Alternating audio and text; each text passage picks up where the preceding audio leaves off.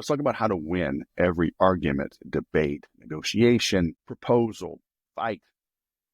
Is it possible? Can a mere mortal do it?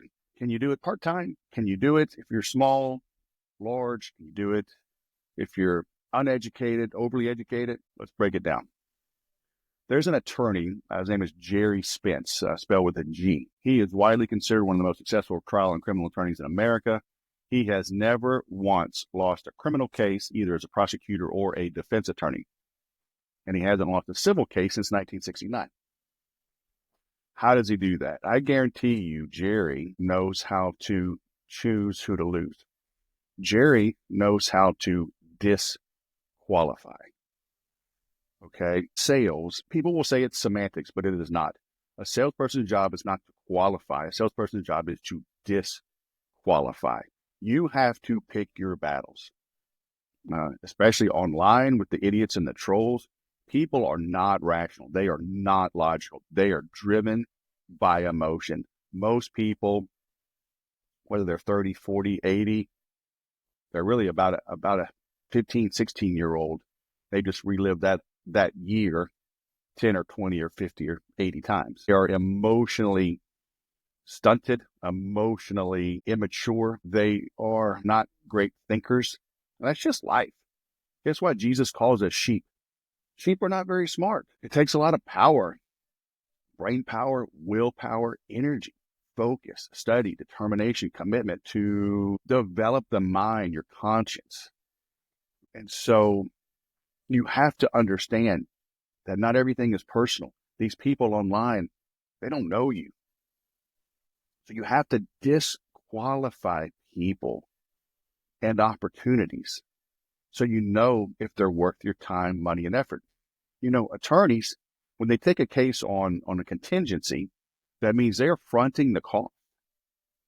And so they have to disqualify the prospect so they know if you're worth their time. So you'll see the ads, injured at work, hit by in a bad car accident, you may be entitled to compensation. Come by the offices, Dewey, Screw 'em, and Hell. And your first meeting is free. And so as soon as you go in, hey, what's going on? Oh, I've got this workers' comp. I was injured at work. Hey, I'm sorry. Let's go ahead and sit down. Can I get you some water, some coffee, some tea, a soft drink? They're going to be super nice to you. They want you to lower your defenses. Because the average person hasn't been in a lawsuit. They haven't been injured at work, right? So that you're coming in, looking for pity, sympathy, revenge. And so they escort you in, they sit you down. Hey, what's going on? Oh, I was hurt at work. I slipped and fell. Hey, I'm sorry to hear that. Do you have some documentation, blah, blah, blah. So let me ask you something. How long have you worked there? Do you have any performance reviews?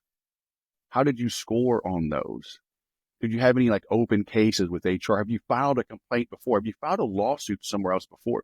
Have you ever been addicted to alcohol, drugs, blah, blah, blah? Then they just start peppering you. They are disqualifying the heck out of you, that prospect. If they see there is a history, okay, that you might be lying, they won't take your case, okay? Or they'll make you pay up front, cover the expenses, then maybe negotiate on the percentage that they'll take. But they are disqualifying you. Great salespeople disqualify prospects. You know if something's going on that isn't quite right. You know if that prospect is in pain or not. You know if the prospect knows they are in pain. You can get the prospect to quantify their pain. Because look, if there is no pain, there is no sale. And if the prospect can't quantify their pain, they cannot rationalize and justify the price that you charge, whether it's low or high. So, I close 99.9% of my proposals because I don't send a proposal until we've already spoken and verbalized things and have agreed on what is to be delivered. So my proposals are really just a summary of what we've already agreed to. It's a written documentation, a literal document that we can refer to and hold one another accountable, establish timelines, goals, duties and responsibilities, payment terms, blah, blah, blah. most people, small contractors, I've had people come do work at our house and working on big deals. Most will meet. Okay, we'll get back to you. Give me a day or two. Give me a week. I'll send a proposal. And price was never discussed. So the proposal is sent out as a wish, as a hope, as a prayer. It's a fishing expedition. That's why the person creating it, they're nervous. They worry. They spend a lot of time on it. They don't really know what the budget is. They haven't discussed the real pain points. How much is impacting the business? Who cares? So that's why most proposals are lost. That's why so many people spend so much time, wasted time and energy. Salespeople will bring in operations, marketing, a level of sales leadership, and shit. And it's a hope. It's crazy, but it's the norm. So as you're sitting around and you're looking at, the idiots that are online, especially, don't let you too, right? Don't let the bastards drag you down. Choose who to lose. Be like Jerry Spence. Pick your battles. Save your energy. Conserve the passion and the drive for your own business, for your family. Go hit the gym. Okay? Don't let these people grind you away. You're not going to make any headway online. Okay? So document your thoughts. Put them in writing. Make videos, for YouTube. Create a blog. Put them on media. Put them on Substack. Start charging people for this. Create a Facebook group, a LinkedIn group. Create an email series. Give it away for free. Charge for it. Okay? That's how you channel your own energy. You protect your thoughts. Protect your attitude, right? Protect your energy, your soul, because these strangers out there, they don't care. People really are mouthy, and I see this all the time, and people, especially politicians, but especially the weak, they come after the strong because they think that the stronger, more powerful someone is, the more of a threat they are. And while that is true to a degree, the scariest, most dangerous person is a weak person backed into a corner. The strongest person is the one who has the ability and the wherewithal and the means to wreak havoc, but has self-control and checks themselves.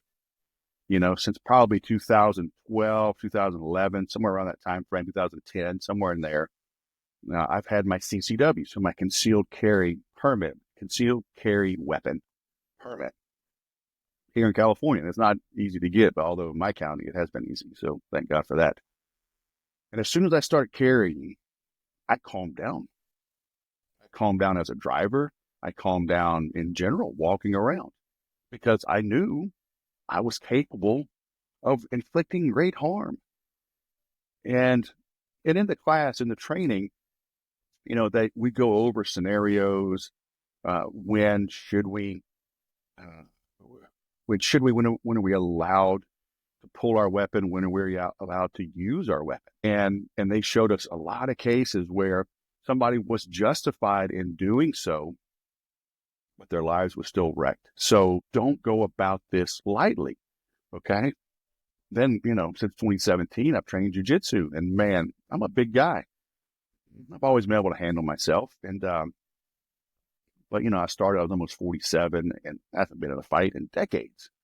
But being a big guy, and guys do this, kind of walk into a room, kind of size up the room, look around, saying, I can handle these people.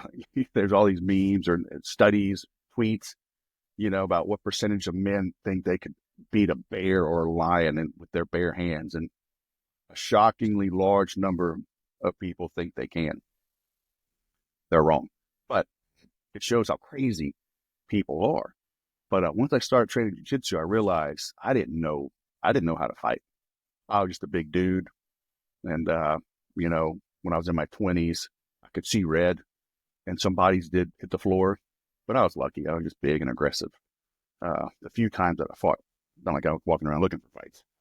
But once you have this ability, right, now that I have trained for 8 years, I know I can control most people. I can control literally any untrained dude. They're just big and a muscle head, no chance. But I have nothing to prove. The earliest thing they teach us in jiu-jitsu, we do self-defense a good bit under the Holy Gracie. First thing they teach is get away. And it's the first thing they teach as well in the CCW class. You don't have to engage in this fight. Right? If there's room, if there's an angle, there's a pathway to get away, get away. And we do that in jiu-jitsu. It's like, we want to be like 2 arm lengths away, right? Because if we're 1 arm length away, that means the other guy can reach us.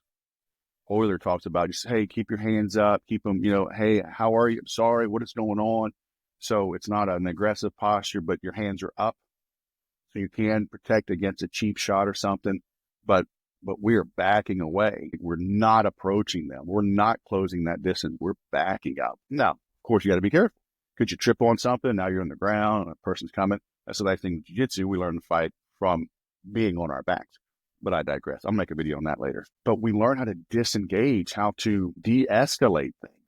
But then, if it's go time, you got to go. You got to go full force. So, but again, you have to learn, choose who to lose. You got to pick your battles. Not everything is worth the effort. I saw, there's videos all the time showing guys like throwing punches and cheap shots, whatever. And I did a reading at Wake for a friend of mine in high school. I was a sophomore.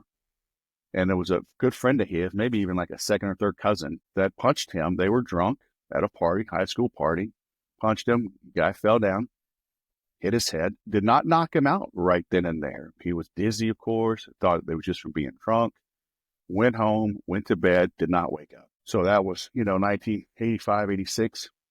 So do the math on that. I still remember that to this day and the impact it had on everyone. Not all battles are worth having. Not all insults need to be addressed. You need to consider the story. And most of the time, usually the loudest people are the ones least worthy of your time. Okay, so choose who to lose. Seek to serve in sales, right? But as you're doing your prospecting, disqualify.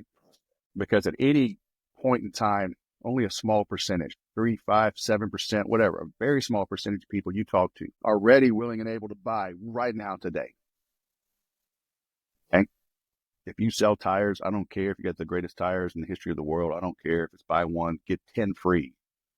If I just bought tires and I don't have room to store those new ones, I'm not buying your tires. Okay? So choose who to lose. Disqualify your prospects. Understand the value that you bring and to whom. Understand people are not logical. You have to meet them where they are. You have to like trying to bring in a feral cat or a wild dog, right? Throw some milk, throw some bones, throw some treats, some bacon bits. I don't know if any dog's worth bacon. So some old turkey. How about that? Throw it a little bit closer to you, a little bit closer, lure them in. Okay. And you can't force them. Because in sales, we cannot force a prospect to buy from us. We can force ourselves to wake up on time, wake up, not hungover, wake up, have a good breakfast, get at our desk early, get everything loaded up, make a good effort in doing our outreach. That's all we can do is control ourselves. I've been fortunate over the years, again, through jiu-jitsu, through my military contacts. I've hung out with Jocko a few times. I'm in a group and I shared a picture and one of these guys was starstruck. He's like, man, what did you learn from him? Anything, like any one-on-one time? And I said, look, man, he's true. What you see is what you get. There's no on-screen versus off-screen Jocko. Okay. And even among SEALs, he's a beast. He's unique, right? And his consistency has led to his fame and fortune and success. And he is consistent at doing hard things. And I told him that story, Jocko shared a podcast heard years and years ago. Like they had a helmet and, straps and it was uncomfortable. One of the guys took his helmet off and Jocko was like, put your helmet on. I said, man, it hurts, but it doesn't hurt you. It doesn't bother you. He says, yes. End of discussion. Yes, it irritated him. It bothered him. It hurt. He did it anyway. So you can control yourself. You can control if you're putting forth the effort, if you're doing the outreach, if you're putting in the numbers, because selling really is a numbers game. So if you're consistent, if you're disciplined, if you say the right things, ask the right questions of the right people, the sale will come. So take control of yourself. Okay. Focus on the process, not on the outcome. And again, when you choose who to lose, when you disqualify, when you're not hung up on the outcome, when you're focused on putting forth the right effort, you're going to make a lot more sales. Okay. Thanks for watching. Go sell something.